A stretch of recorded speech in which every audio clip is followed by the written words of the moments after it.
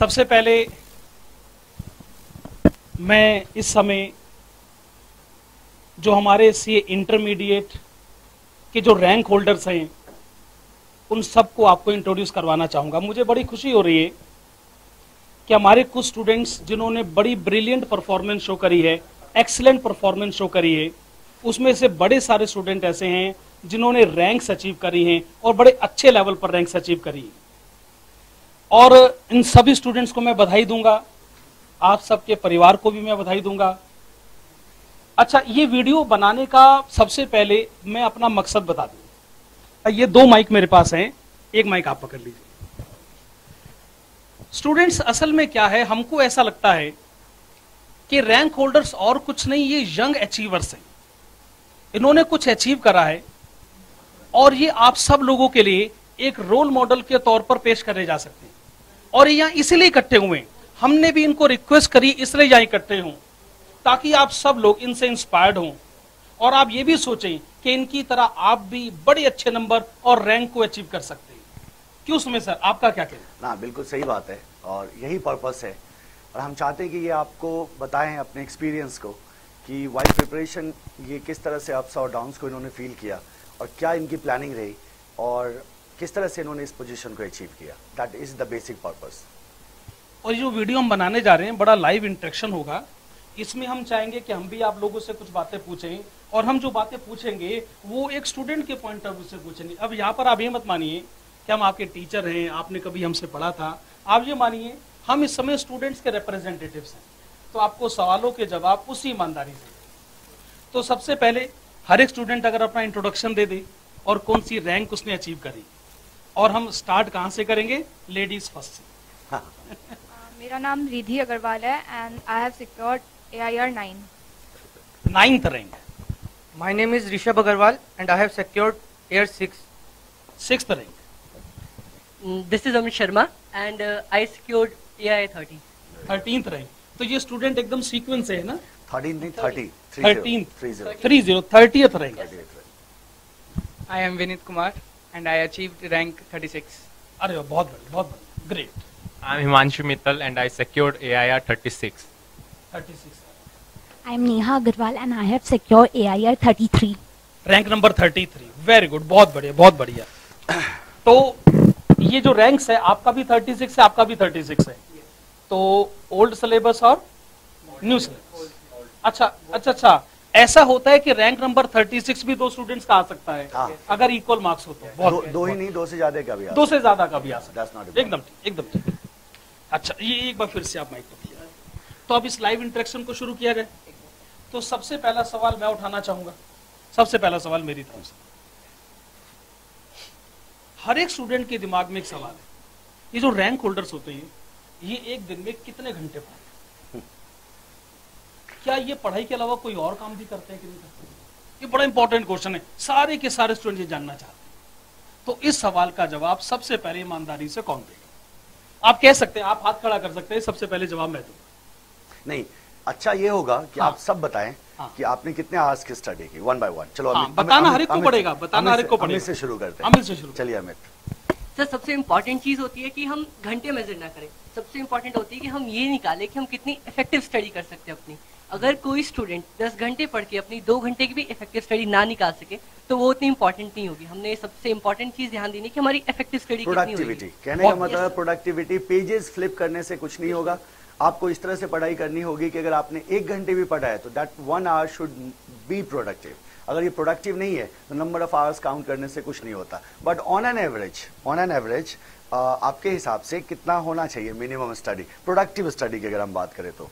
Sir, अगर exam से पहले की बात होती है, जैसे 3 मंथ्स अब अगर बचे हैं और उनमें अगर बात हो तो सर इफेक्टिवली हम 12 आवर्स तो नॉर्मली निकाल सकते हैं अपनी स्टडी के लिए, क्योंकि अब स्टूडेंट्स के पास पढ़ाई के अलावा और कुछ काम बचते नहीं है। सर, ट्यूशंस कंप्लीट है हमारी, हमने कोर्सेज कंप्लीट कर लिए, सिर्फ पढ़ना है। तो 12 आवर्स तो मिनिमम तो। So after classes 10 to 12 hours study is good, and after classes 10 to 12 hours study is good. Exam से जो 3 महीने पहले का शेड्यूल है उसमें आप ये कह रहे हैं कि 10-12 घंटे की स्टडी एसेंशियल है। Yes sir. वैसे सोचा जाए तो ये इम्पोर्टेंट नहीं है कि आप कितने घंटे पढ़ते हैं, सवाल ये कि आप घंटों में कितना पढ़ते हैं। It is not important how much hours you put in, the more important thing how much you put in hours. That's ठीक है ना, बहुत बढ़िया बात आपने कही, ठीक है ना। अब एक एक करके इधर इधर ऐसे बैलेंसिंग बिगड़ जाएगी, अब इधर से, अब इधर से, ताकि जो है ना वो बैलेंसिंग ठीक रहे। बताइए आपका जैसे कि क्या इन्होंने कहा एटलीस्ट 12 आवर बनता है, लेकिन उसमें एफिशिएंसी कितनी आती है हमारी वो मैटर करता है। अच्छा, यानी एफिशिएंसी होनी चाहिए। Yes, sir. 12 घंटे हो, 10 घंटे हो, 8 घंटे, उससे कोई फर्क नहीं पड़ता। तो स्टूडेंट के दिमाग में जो बात चलती है कि मुझे इतने घंटे पढ़ना ही है, ऐसी ऐसी कोई हार्ड लाइन नहीं है सर। नो सर, बस अगर आप मान लीजिए अपना आउटपुट डिसाइड कर ले कि भी आने वाले दिन में मुझे टोटल इतने कोर्स की कवरेज करनी है, अगर मैं उसको कवर कर पा रहा हूँ तो ये अपने आप में मोर देन सफिशिएंट। अच्छा, ये एफिशिएंसी, विनीत आप एफिशिएंसी को कैसे कह रहे हैं? क्योंकि अब जो स्टूडेंट प्रिपेयर कर रहे हैं, मान लो मैं एक स्टूडेंट हूँ और मैं 10 आवर की स्टडी करता हूँ, तो मैं कैसे समझूंगा कि why whether my study is efficient और नॉट? सर ये हमारे ऊपर डिपेंड करता है। से हम कहते हैं कि मैं अगर 5 घंटे में अगर कोई अकाउंट का एक चैप्टर खत्म कर पाता हूँ, हाँ, अगर वहीं अगर जैसे जैसे हम इस टाइम को रेगुलर बना के रखें, इसमें हमारी स्पीड अपने आप इंक्रीज होगी। That's रेगुलरली हम बैठे हैं उस चीज़ हाँ. को लेके, ये So- नहीं कि एक दिन बैठे 2 दिन बंद कर दैट इज इंपॉर्टेंट। देखो, एफिशिएंसी डिफाइन होती है स्पीड से, तो हमें क्या करना होगा, हमें तेजी से पढ़ना होगा। ये बहुत इंपॉर्टेंट बात है कि हम बहुत आराम से नहीं पढ़ सकते, हमारे पास इतना टाइम नहीं होता। हमें वो हैबिट इनकलकेट करनी होगी जहां हम अपने सब्जेक्ट को बहुत तेजी से रिवाइज कर सके, ताकि कम टाइम में भी हम कम से कम 2 से 3 रिवीजन मिनिमम कर सके, यस। है ना? और ये भी एक टेक्निक होती है कि हम लोग किस तरीके से तेजी से पढ़ सकते हैं और अपने पढ़े हुए को जल्दी से जल्दी रिवाइज कर सकते। दैट इज तो तेजी से पढ़ना और जल्दी से रिवाइज करना। बिल्कुल बहुत और सिलेक्शन ऑफ सब्जेक्ट भी मैटर करती है। सिलेक्शन ऑफ सब्जेक्ट भी मैटर करता है। यस। अच्छा, इसको थोड़ा सा फिर से बताएं, कैसे कैसे? जैसे इसका मतलब आप कुछ रिजेक्ट भी करना चाह रहे हैं? अगर आप कुछ सेलेक्ट करें तो आप कुछ रिजेक्ट भी कर रहे हैं? नहीं, फर्स्ट मतलब स्टेप बाय स्टेप हम पहले ये मतलब सब्जेक्ट पढ़ें, देन उसके बाद कोई थ्योरी ले लें। Okay. अच्छा, प्रैक्टिकल के साथ एक okay, थ्योरी। ये बड़ा इंपॉर्टेंट सवाल, हाँ। बड़ा इंपॉर्टेंट सवाल। ये सवाल ये निकल कर आता है कि ये स्टूडेंट प्रैक्टिकल और थ्योरी के कॉम्बिनेशन को कैसे बैलेंस बैलेंस करें। ठीक बात है, ठीक बात क्योंकि है। वो होता है ना, अगर हम प्रैक्टिकली करते रहते हैं तो दिन भर करते हैं तो कुछ मतलब थक जाते हैं उसमें कर करके। अगर एक आध सॉल्यूशन ना निकले तो पक जाते हैं, मतलब करना ही नहीं है, छोड़ देते हैं इस में आके। तो अब वहीं अगर 2 सब्जेक्ट लेके चलते हैं तो मन किया आप छोड़ दो तो थोड़ी देर। अच्छा, आपका थ्योरी पढ़ ली। सजेशन है 1 थियरी विद प्रैक्टिकल। Yes. एक प्रैक्टिकल के साथ एक थियरी चलना चाहिए। Yes. ओके, अच्छा, अब ये अब हम माइक उधर शिफ्ट कर दें। हाँ, ये सही रहेगा। देखिए, ये टाइम सब्जेक्टिव है, स्टूडेंट टू स्टूडेंट डिफर करेगा।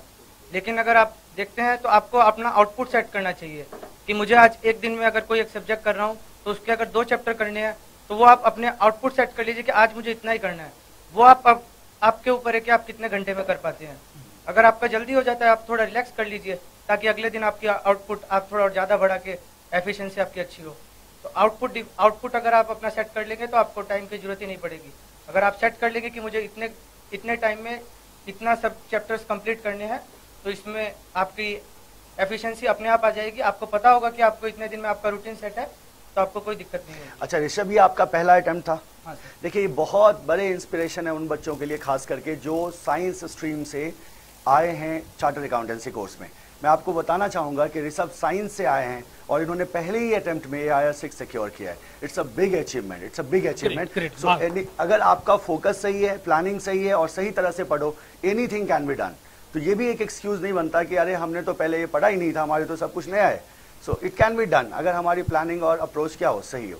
अब सर, मैं चाहूंगा कि ऋषभ ये भी बताएं कि लास्ट के 3 मंथ्स आपका क्या अप्रोच रहा, आपने कितनी बार रिवीजन किया, दैट इज इंपॉर्टेंट। अच्छा, उसमें ये भी जरूर ऐड करिएगा, ये जो स्टूडेंट ये सोचते हैं, ये जो रैंक अचीवर्स है ना, ये इस दुनिया के नहीं है, ये किसी दूसरी दुनिया के असल में, ये किसी दूसरी मिट्टी के बने हुए हैं। ऐसा तो कुछ नहीं है ना, है ना? तो मतलब जो रैंक अचीवर्स हैं ये आपसे फुल्ली इंस्पायर्ड हो सकते हैं। तो ये जो सर ने सवाल पूछा है, ये जो 3 महीने की तैयारी आखिरी की, इसमें हमारा डिवोशन, कंसंट्रेशन लेवल कहाँ तक जाना चाहिए? पहली बात तो आपके लास्ट 3 महीने आपको पूरे अपनी मतलब सेल्फ स्टडी के लिए रखने चाहिए। उसमें कोई कोचिंग वगैरह नहीं होनी चाहिए, वो आपके लिए अपने खुद के सेल्फ स्टडी के लिए रखने होने चाहिए। उसके बाद अगर आप अपने सब्जेक्ट्स को एनालाइज कर ले कि आप किस में वीक हैं, किस में स्ट्रॉन्ग है, आपको किस में ज़्यादा जरूरत है, तो उससे बेटर होगा आप पहले अपने वीक सब्जेक्ट को स्ट्रॉन्ग कर लीजिए, क्योंकि बाद में अगर आपके स्ट्रॉन्ग सब्जेक्ट जो है उसमें आप अगर कम टाइम भी देंगे तो आप अच्छे मार्क्स सिक्योर कर सकेंगे। बट अगर आप मेरी पूछेंगे तो मैंने जैसे सुबह थ्योरी की, उसके बाद प्रैक्टिकल, फिर थोड़ी थ्योरी की और फिर रात को प्रैक्टिकल। तो एक साथ मेरे 4 सब्जेक्ट चल रहे थे और मैंने थ्योरी कंटिन्यूस रखी एग्जाम तक 3 महीने, ताकि मैं उन्हें भूलूं नहीं और रिवाइज भी कंटिन्यूसली करता रहूं। और प्रैक्टिकल जैसे जैसे मेरे खत्म हो रहे थे मैंने उनकी जगह दूसरे सब्जेक्ट शिफ्ट कर दिए, इससे एग्जाम तक कंटिन्यूटी बनी रहती है और आपकी रिवीजन भी होती रहती है। अच्छा, इससे ये बात भी साबित होती है कि पढ़ाई से ज्यादा इम्पोर्टेंट है रिवीजन। अगर स्टूडेंट बहुत कुछ पढ़ता रहे पर एग्जाम डे वाले दिन उसको याद ना आए, पेपर देने के बाद वो ये कहे कि सारे सवालों के जवाब मुझे मालूम है कि मैंने कभी पढ़े थे, पर एक दिन की छुट्टी में मैं रिवाइज नहीं कर पाया, तो पढ़ाई भी किस काम की? किसी काम की। तो स्टूडेंट्स बड़ा इंपॉर्टेंट फैक्टर है, पढ़ाई बहुत इंपॉर्टेंट फैक्टर है, पर आप सोचिए कि इसको रिवाइज कैसे करना है। एक क्वेश्चन का आंसर देने में आपको आधे घंटे का टाइम लगाना है, लगाइए, पर सोचिए कि उसको 1 मिनट में कैसे रिवाइज किया जाना चाहिए। हर क्वेश्चन के कुछ की पॉइंट्स हैं, जो उन की पॉइंट्स को आपको हाईलाइट करके रखना चाहिए, और ऐसा कुछ करना चाहिए कि जैसे ही आप वो की पॉइंट्स पढ़ें, आपको पूरा का पूरा क्वेश्चन, उसका फ्रेमवर्क, उसका आउटले सब आपके सामने आ जाए। इसी सिस्टमेटिक वे में पढ़ाई आगे करिए। ये एग्जाम क्या, दुनिया का कोई भी एग्जाम आपके लिए प्रॉब्लम क्रिएट नहीं कर सकता। बिल्कुल सही। ठीक है। अब नंबर आता है हिमांशु।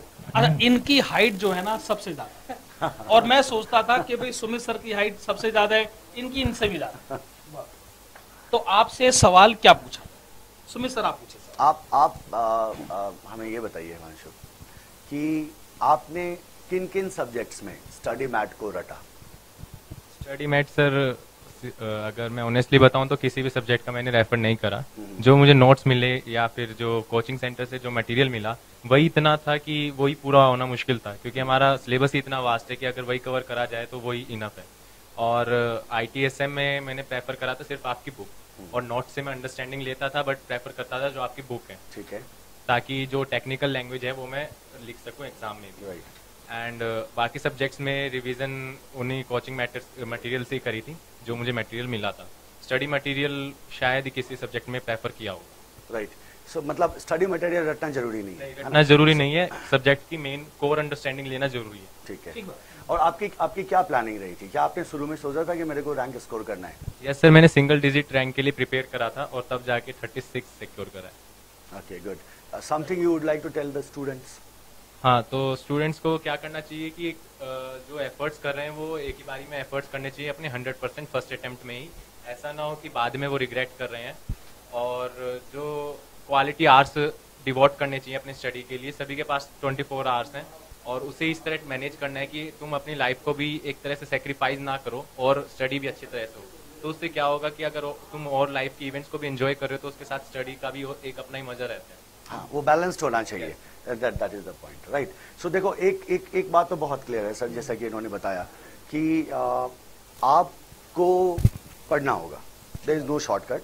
आप सर्टेनली अपने लाइफ के अदर इवेंट्स में भी इन्वॉल्व हो, सर्टेनली आप अदर चीज़ों में भी अपना टाइम दे सकते हो, बट आपकी प्रायोरिटी आपकी स्टडी होनी चाहिए। और रटना इज़ नॉट इम्पॉर्टेंट, बहुत इंपॉर्टेंट है कि हम हर एक सब्जेक्ट को समझें और सारे सब्जेक्ट को हम बैलेंस करके चलें।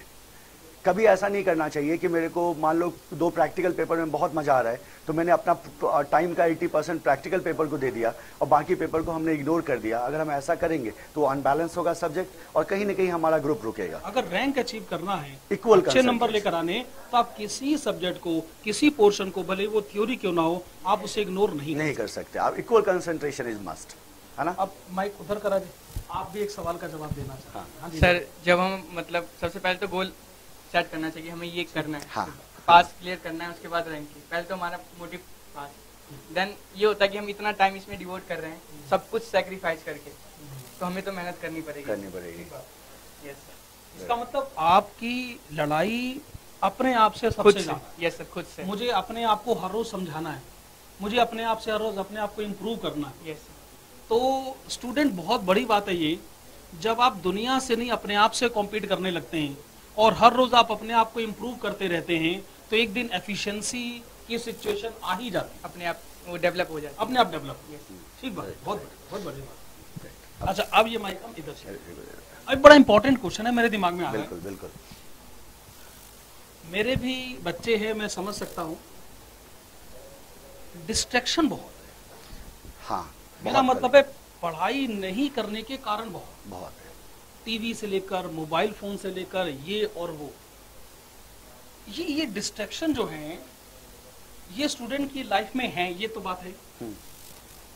पर जो एग्जामिनेशन ओरिएंटेड स्टडी को लेकर आगे बढ़ रहे हैं, बड़ी सफलता लाना चाहते हैं, वो इन डिस्ट्रैक्शन से अपने आप को दूर कैसे रखें? अच्छा बताइए, आपने आखिरी के 2-3 महीने मोबाइल फोन का इस्तेमाल कम किया था कि ज़्यादा किया था, या बिल्कुल नहीं करा? सर मैं सिर्फ उतना यूज़ करती थी जैसे कोई नई पढ़ाई से रिलेटेड कुछ नई बात आ गई या कोई नई न्यूज़ आ गई, उससे अपडेटेड रहने के लिए। बस। बाकी अगर कुछ थोड़ा बहुत कभी रिलैक्स करने का मन करता था तो 5-10 मिनट यूज़ कर लिया, वरना ऐसे नहीं है कि फ़ोन में कुछ व्हाट्सएप वगैरह या फेसबुक या कुछ बहुत ज़्यादा टाइम वेस्ट नहीं करना। अगर कुछ हासिल करना है तो डिस्ट्रैक्शन से दूर रहना ही होगा। स्टूडेंट्स, मैं आपको बताना चाहूँगा, हमारे जो इंडियन टीम के प्लेयर्स हैं, भले क्रिकेट के हों, फुटबॉल के, हॉकी के हों, टेबल टेनिस के हों, क्या आप जानते हैं कि जब तक उनकी ट्रेनिंग चल रही होती है वो बड़े स्ट्रिक्ट ट्रेनिंग प्रोग्राम में जाते हैं। फ़ोन तक इस्तेमाल करने की उनके पास परमिशन नहीं होती, सब कुछ कोच के गाइडेंस में होता है। इससे ये पता चलता है कि डिसिप्लिन्ड लाइफ के बगैर आप शिखर तक नहीं पहुंच सकते। तो ये बहुत ज़रूरी है कि अपने आप को डिस्ट्रैक्शन से आपको दूर रखना है, और हमेशा के लिए नहीं रखना है, सिर्फ उतने पीरियड के लिए जब तक आपको लगता है कि आप इस पर्टिकुलर इस दौर से होकर गुजर रहे हो। तो ये बहुत जरूरी है कि अपने आप को डिस्ट्रैक्शन से दूर रखना है। बहुत बढ़िया। और सबसे बड़ा डिस्ट्रैक्शन होता है आपका मोबाइल फोन। कम इस्तेमाल करिए, कम इस्तेमाल करिए, ज्यादा विश्वास कीजिए। मोबाइल फोन कम इस्तेमाल करिए और विश्वास ज्यादा करिए खुद पे। अरे बहुत बढ़िया, खुद पे विश्वास ज्यादा करिए, ठीक है ना? बहुत बढ़िया। बताइए आप। और कुछ? और सर टीवी जैसे मैं देखती हूँ तो मुझे बहुत डिस्ट्रैक्शन होता है, इसलिए मैंने पापा से कहा था कि वो टीवी रिचार्ज ही ना करवाएं, ताकि वो डिस्ट्रैक्शन हुआ ही नहीं था। तो ये तो पूरे घर के सारे लोगों पे ये तो जुल्म है भाई। हाँ, मतलब एक बच्चे का एग्जाम हो तो बाकी लोग टीवी ना देखें, ऐसा कैसे हो सकता है? भाई दोनों के एग्जाम थे और मम्मी पापा वैसे भी टीवी नहीं देखते। स्टूडेंट्स, मैं आपको कहना चाहूंगा, रेडियो सुनने की आदत डालिए, है ना? रेडियो सुनते सुनते पढ़ाई फिर भी हो जाती है। हाँ। तो टीवी देखते देखते पढ़ाई वैसे भी नहीं हो उन्हें पाएगी, कुछ नहीं यूज करना होता तो वो मोबाइल फोन पे कर लेते थे और फिर मुझे डिस्ट्रैक्शन बिल्कुल नहीं आता। ठीक है। आपने पढ़ाई के दौरान, अपनी तैयारी के दौरान कोई स्पेशल स्ट्रैटेजी अपनाई हो? तो मतलब स्टार्टिंग से आपको कंसिस्टेंट रहना होगा। अगर आप एकदम लास्ट मोमेंट पे जाके सारे सब्जेक्ट्स को पढ़ने की कोशिश करेंगे तो कुछ भी समझ नहीं आएगा। इसलिए प्रैक्टिकल तो जैसे जैसे आपकी क्लासेस चल रही हैं वैसे ही कंप्लीट हो जाना चाहिए, साथ साथ बाद में बस रिवीजन होगा, और थ्योरी का भी आपको साथ साथ समझ में सब आ जाना चाहिए, बस लैंग्वेज थोड़ी बाद में आप उसके ऊपर अपनी एफर्ट लगा सकते हैं। That's right. अब बहुत नेहा, अब ये माइक आखिर में आप स्टूडेंट्स के खुद के जो नोट्स होते हैं, वो जो खुद अपनी मेहनत से नोट्स बनाता है, उसकी क्या बहुत इम्पोर्टेंट है, क्योंकि लास्ट टाइम पे रिवाइज करने के लिए वही ज़्यादा हेल्पफुल होता है। अपने से बनाया हुआ नोट्स ज़्यादा हेल्प करेगा लास्ट टाइम पे। अच्छा, अपने बनाए हुए नोट्स हम ज़्यादा अच्छे ढंग से समझ भी पाते हैं। हाँ, क्योंकि अपना लैंग्वेज अपने को ज़्यादा अच्छा से समझ में आएगा, एंड अपने हिसाब से हम लोग बना सकते हैं कि उसको कितना टाइम पे रिवाइज कर पाए लास्ट टाइम पे। तो जो थ्योरेटिकल कवरेज है उसमें एक सेट पैटर्न में अगर आंसर दिया जाए तो आपके हिसाब से क्या लगता है, ज्यादा मार्क्स मिलते हैं, या स्टूडेंट अगर उसमें अपनी लैंग्वेज बीच में इनकॉर्पोरेट करे तो क्या उसको ज्यादा मार्क्स मिलते हैं? कीवर्ड्स तो होना ही चाहिए जो है इम्पॉर्टेंट, एंड बाद में अपना लैंग्वेज उसमें इनकॉर्पोरेट कर सकते हैं। लेकिन थ्योरी के लिए हमेशा राइटिंग प्रैक्टिस होना चाहिए, ऐसा नहीं कि लास्ट महीने में ली और राइटिंग प्रैक्टिस शुरू कर दी। क्वेश्चन आंसर्स लिखने की प्रैक्टिस करनी चाहिए। स्टार्टिंग से मॉक होना टेस्ट चाहिए। Mock test is the best option. अगर मैं इस सारी बात को समराइज करूं, कीवर्ड्स होने चाहिए थ्योरी के आंसर में, हाँ, अपनी राइटिंग का इनपुट उसके अंदर होना चाहिए, हाँ, और राइटिंग प्रैक्टिस पहले से हो। देखो स्टूडेंट्स, आप समझ सकते हो कुछ ऐसे भी क्वेश्चंस हैं जो आपसे 3-3, 4-4 नंबर के पूछे जाते हैं। तो अगर आपको पूरा पेपर करना है तो उसका आंसर आपको 5 मिनट में लिखकर देखना होगा। बिल्कुल। तो अगर आपने पहले उसको लिखकर देखा होगा तो ही आप एग्जाम में इफेक्टिवली परफॉर्म कर पाओगे। तो इसीलिए अगर आप ये प्रैक्टिस नहीं करोगे तो वहां पर गड़बड़ होगी। पहले से सारी प्रैक्टिस अच्छे ढंग से करके देख लेनी चाहिए। तो अच्छा, इसी तरीके से प्रैक्टिस बड़ी इंपॉर्टेंट फैक्टर हो जाता है। ये बताइए कि आपने कितनी बार रिवीजन किया था? 2 revision. 2 revisions, 2 complete revision, Yes. है ना? आपने हिमांशु? सर प्रैक्टिकल सब्जेक्ट्स का 5 to 6 रिवीजन्स रहा था, ठीक है। और थ्योरी सब्जेक्ट्स का मिनिमम 4 रिवीजन तो रहा ही 4 था। रिवीजन Yes, आपने sir. किया था। और आपने विनीत? 2.5 2.5 रिवीजन। और आपने Amit? Sir 3 to 4 revisions properly 3 to 4 revision. आपने ऋषभ? सर 2 रिवीजन्स किए थे, बाकी एक दिन में एग्जाम में जो रिवाइज करना पड़ता है उसे तो सर रिवीजन में काउंट नहीं कर सकते। दीदी? 2 to 3 रिवीजन। 2 to 3 revision. तो ये सभी स्टूडेंट्स को दिया गया मैसेज है। जो स्टूडेंट ये सोचते हैं कि भी आखिरी डेट तक बस कोर्स कंप्लीट हो जाए हाँ। और उसका पेपर देने चले जाएंगे, इससे कुछ नहीं होगा। आपको रिवीजन के प्रोसीजर में जाना होगा। मिनिमम 2, अपना थॉट प्रोसेस बदली, मिनिमम और एक तो रिवीजन पहले से, दूसरा ऐसा सिस्टम डेवलप करिए कि जो आपको एक दिन की छुट्टी मिलती है उसमें आप पूरा का पूरा कोर्स रिवाइज कर सकें। एक छोटी डायरी हर एक सब्जेक्ट की आप मेंटेन करें जिसमें जितने इंपॉर्टेंट पॉइंट्स हैं, इंपॉर्टेंट टॉपिक्स हैं, इंपॉर्टेंट मैटर्स हैं, इंपॉर्टेंट इश्यूज हैं, सेक्शन नंबर्स हैं, केस स्टडीज है, उन सब की एक ब्रीफ समरी होनी चाहिए। एक दिन के रिवीजन में वो सब कुछ आप रिवाइज कर सके, सब आपके दिमाग में आ सके, तो ही तो आप जाके आप एग्जाम में उसको रिप्रोड्यूस कर। अच्छा, इसका एक दूसरा तरीका भी है। अगर मान लीजिए जैसे मैं EISSM की बात करता हूँ, EISSM में आप क्लासरूम में तकरीबन 600 पेजेस के नोट्स बनाते हैं, 500-600 पेजेस के नोट्स बनते हैं। अब 600 पेजेस के नोट्स की अगर आप समरी बनाने जाओगे, ये आपका बहुत टाइम किल करेगा। तो एक दूसरा मेथड भी ऑप्ट किया जा सकता है जिसमें हम अपने क्लास नोट्स में ही ऐसी मार्किंग करें कि हमारी समरी तैयार हो जाए, जहां आप अपने सारे कॉन्सेप्ट्स को मान लो 3 लेवल में आपने क्लासिफाई कर दिया वाइल योर फर्स्ट रिवीजन, और आपको एग्जैक्टली पता होता है कि सेकंड रिवीजन में मेरे को कहाँ ज़्यादा फोकस करना है और 1 डे रिवीजन में मुझे किस किस सेक्शन पे ज़्यादा कंसंट्रेट करना है और किसे मैं बस एक बार देख के आगे बढ़ जाऊंगा। ऐसे भी किया जा सकता है इंस्टेड ऑफ हैविंग समरी, क्योंकि जब लेंदी कोर्स होता है जैसे EISSM ITSM is a lengthy subject, यहाँ अगर हम समरी बनाने लगे ये इसमें हमारा कंसिडरेबल टाइम जाएगा, इसमें कोई फॉर्मूला नहीं होता। तो आप ऐसा भी हम कर सकते हैं। हाँ, थ्योरी पेपर में हम ऐसा भी कर सकते हैं, आप अपने क्लास नोट्स को ही फिल्टर कर दो और क्लास नोट्स पे ही अपनी मार्किंग करते चलिए कि मेरे को किस टॉपिक पे कमजोर हूं मैं, किस पे मुझे ज़्यादा फोकस करना है, एग्जामिनेशन पॉइंट ऑफ व्यू से क्या इंपॉर्टेंट है जो आपको क्लास में बताया जाता है, उस पर हम ज़्यादा टाइम देंगे। अगर आपने अपने क्लास नोट्स को 3 कैटेगरी में क्लासीफाई कर लिया, सिंपल, हार्ड और टिपिकल टॉपिक्स करके या किसी भी तरह से, तो आप 1 डे में बहुत आसानी से अपने सिलेबस को रिवाइज कर पाओगे, कहीं कोई कंफ्यूजन नहीं रहेगा। तो ये भी किया जा सकता है, ये भी एक ऑप्शन है। फॉलो करा जाए या जो मर्जी फॉलो करा जाए, एक दिन की छुट्टी में मुझे पूरा कोर्स रिवाइज करना है। मैं अपने आप को इस धोखे में नहीं रख सकता कि जी मैंने कभी पढ़ा था नहीं होगा पर मैं पेपर में नहीं लिख पाया। ये तो वही बात होगी साहब कि मेरी कमाई एक दिन मेरे काम नहीं आई, क्यों मैंने मेहनत करी। अगर वो मेरा पढ़ा हुआ एक दिन मेरे काम नहीं आए तो मेहनत जो है किसी काम की। इसलिए पढ़ना है, रिवाइज करना है और एग्जाम में लिख कर आना है और अपना प्रेजेंटेशन लेवल को अप टू द मार्क। तो बड़ा अच्छा वीडियो रहा ये हमारा। बिल्कुल। आपसे बातचीत बहुत अच्छी हुई और इस बातचीत के बहाने हम लोग अपने स्टूडेंट्स को एक बड़ा इंपॉर्टेंट मैसेज देने में कामयाब। आप सबको बहुत बहुत बधाइयाँ फिर से, and thank you very much for working hard. और आपने अपने पेरेंट्स का, अपने टीचर्स का नाम बहुत रोशन किया है। God bless you and keep shining. जो सभी स्टूडेंट सुन रहे हैं, हम सब लोगों को, हम सबको कहेंगे कि अगर ये स्टूडेंट्स इतनी बड़ी सफलता हासिल कर सकते हैं तो आप भी हासिल कर सकते हैं। बिल्कुल कर सकते हैं। सिर्फ अपने पर विश्वास करिए, आप भी ये काम कर सकते हैं। चलो, thank you everyone, bye, take care, clap for these rank holders. चलो, wish you all very much, thank you.